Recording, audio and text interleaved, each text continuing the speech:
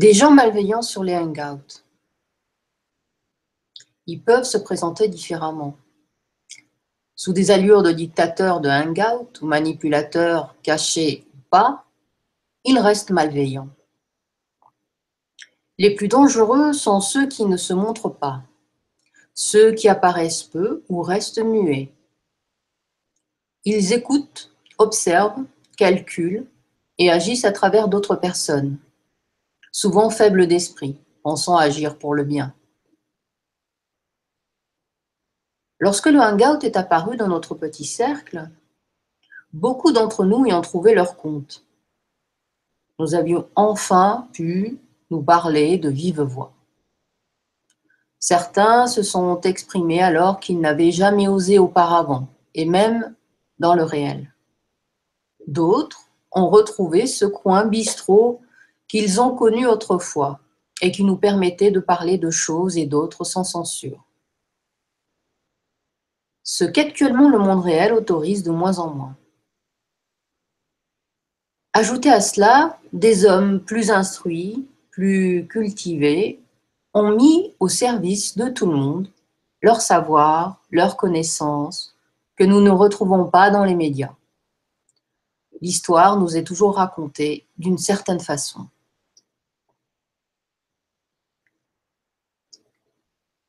Nous avons pu nous poser des questions, partager, échanger des opinions sur des choses plus ou moins importantes, sans que pour cela change le monde.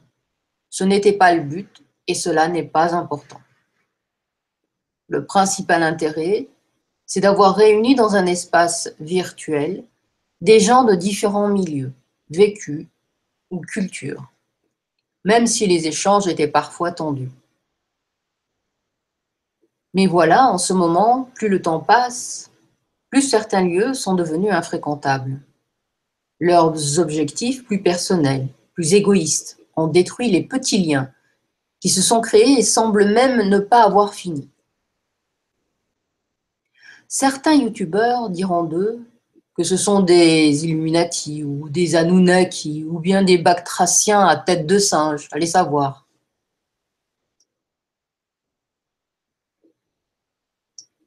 Je sais, c'est l'été, ce sont les grandes vacances et nous sommes tous confrontés au réel d'une façon ou d'une autre. Il y a la famille, le travail et pour certains la patrie. Les hangouts se font rares, ce qui est bien normal. La fatigue s'est installée. Les gens sont lassés d'entendre revenir les mêmes sujets qui poussent au conflit et monopolisent l'attention. Tout le monde sait que l'être humain est attiré par ce qui n'est pas bon pour lui.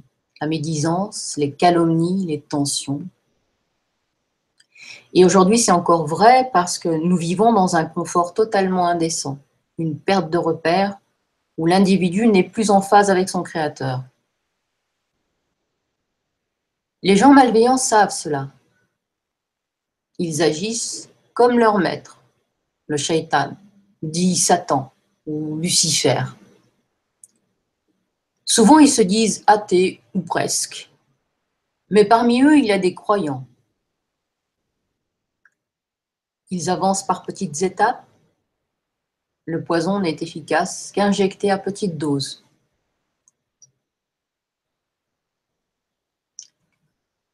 Ceux d'entre nous qui ont repéré très vite ces individus aux mauvaises intentions se sont éloignés et ont choisi de s'organiser individuellement ou en groupe pour continuer à échanger, informer ou juste discuter. Ainsi, les nuisibles sont écartés pour assurer une discussion entre personnes civilisées.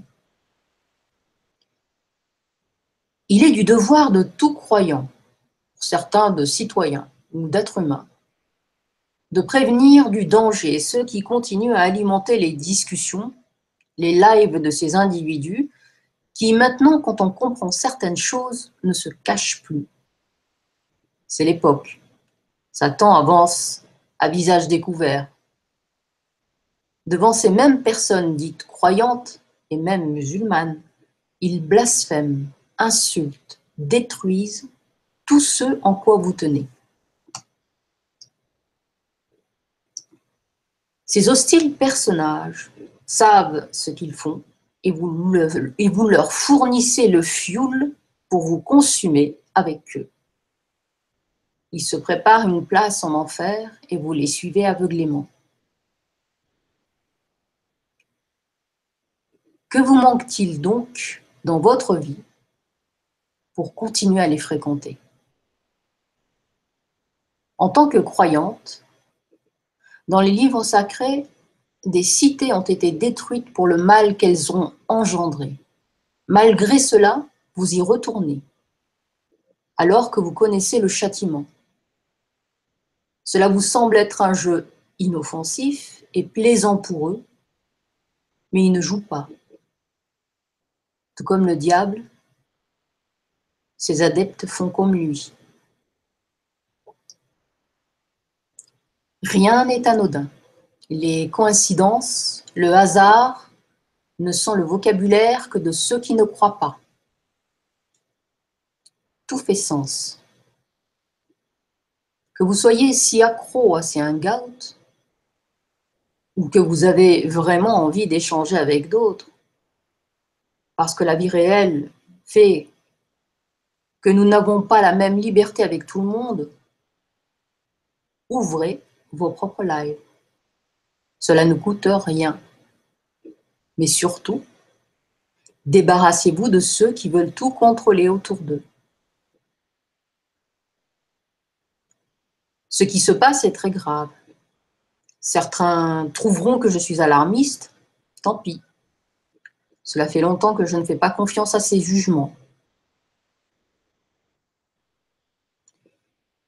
Les conflits, les petites guéguerres entre youtubeurs ne sont rien en comparaison de certains lives publics ou privés. C'est très bien que l'on peut aujourd'hui se retrouver dans l'anonymat pour beaucoup d'entre nous, pour s'exprimer librement, mais à quel prix? Êtes-vous prêt à vendre votre âme? Toute chose a une limite, même la liberté. Et pour exister, celle-ci doit être encadrée.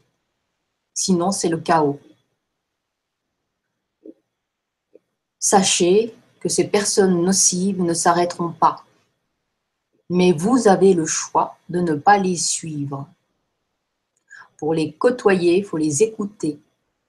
Et il ne vous reste plus qu'à vous détourner et ne plus regarder en arrière.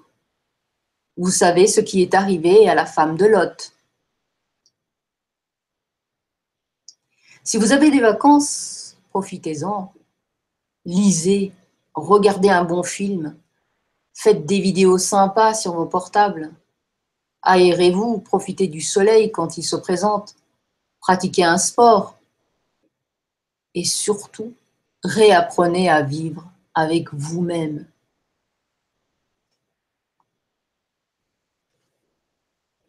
Merci d'avoir écouté.